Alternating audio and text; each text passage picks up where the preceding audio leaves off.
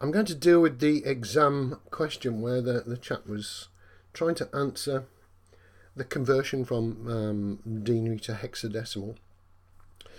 If you read the question, if you looked at the question again, go through it slowly, it tells you that it's already given you a sort of hex function. And that hex function, what it's going to do is give you a letter, either A, B, C, D, E or F, if it's given some sort of number in there.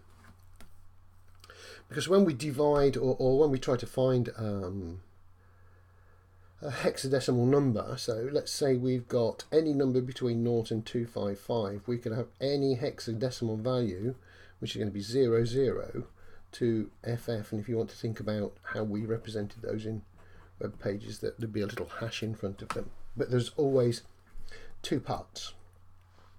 Either one of these two can be any number from 0 to 9 and then A, B, C, D, E or F, and that's what this is going to do. It's going to convert it.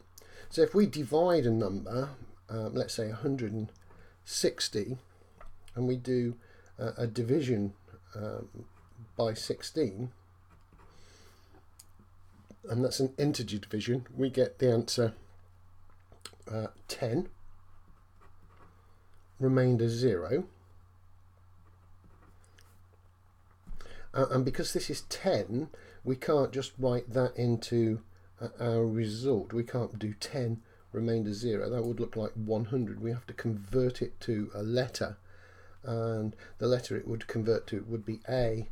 So that would be A remainder 0. So we just use a normal digit in there.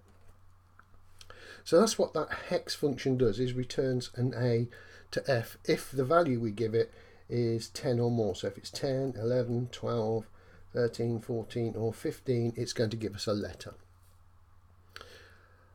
So that was in the question, that was what you were given, and you were asked to write a routine that would convert any number 0 to 255, and we know that we're going to get 2 hexadecimal digits, but the thing is they are strings. Okay, they're not numbers because we've got letters in our answers. So we could have, I don't know, 4C. That's got to be a string because it's got a letter in it. And I think he missed that out in the question, which sort of led to a problem. So let's see if we can do what it should have been. And if you want to type this up in Python, it should work with the necessary changes from sudo to Python. We start off with setting answer equal to 0, or an empty string, sorry. Because we've got a string, I think that is worth 1 mark already, because we recognise that we're going to do a denary, which is decimal to hexadecimal, and our answer is going to be a string. Next thing we need to do is get the input from the person, give me a number, so input the value.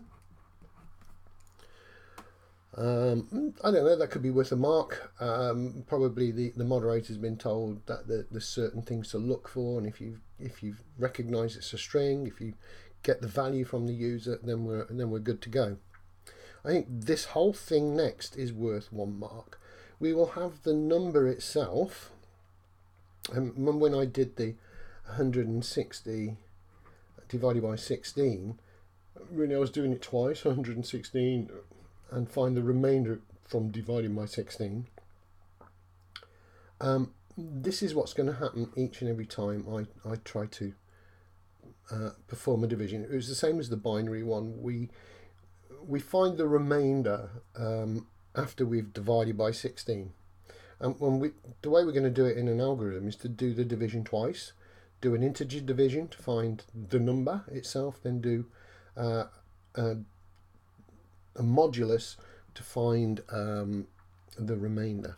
So this is the division part of the whole thing, and what they would be looking for is that you're using the correct terminology. So we would do value div, which is correct. In Python it's just the /16. So that would give us what we call the most significant bit and then the least significant bit. And what I mean by that, most significant is the first one, least significant is the second one.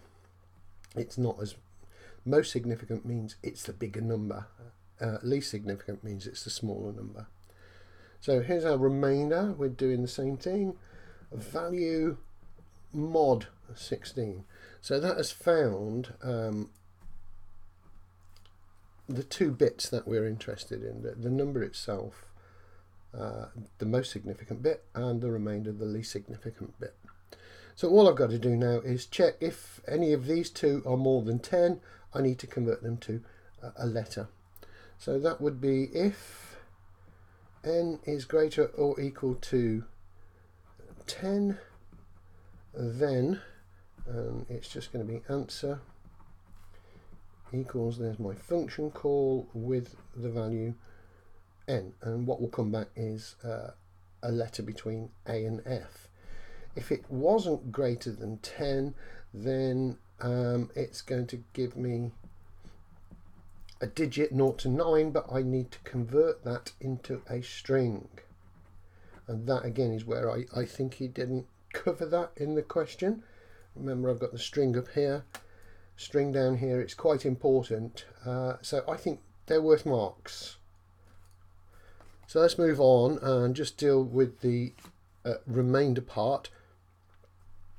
So we need an end if because we're in pseudocode, and then I'm going to do an if the remainder is greater or equal to 10, then, and this is another important part, the answer is going to be equal to, now we've already got this one, we've been through this process, so we've already got a value for answer, and we're going to add on to it. So in other words, we've got this first bit here, you can't see that, we've got this first bit here, and what you're going to do is add on the item at the back of it. So we need to have answer, that's the first bit, and we're going to add to it the hex value of the remainder. So that's going to give me an A to F. However, if we've only got the digits 0 to 9, we're going to have an else statement, and we're going to say exactly the same thing. Answer equals answer plus a string R, and then we're going to have an end if, and that is the pseudocode as it should have been written in the exam walkthrough. He sort of hit on this part here, he hit on this part here. Okay, so he was okay with those. What he didn't hit on was the strings. Okay, he hit on the input as well, and altogether he hit on the if statements. So out of that, I think it was a 6-mark question. I think you can probably see 5 or 6 marks in there. Let's take a look.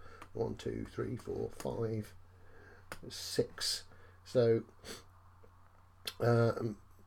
maybe one, yeah, there's 6 or 7 marks there. So basically looking for the string was the crucial thing there. So that's a bad explanation quickly of what he was trying to do.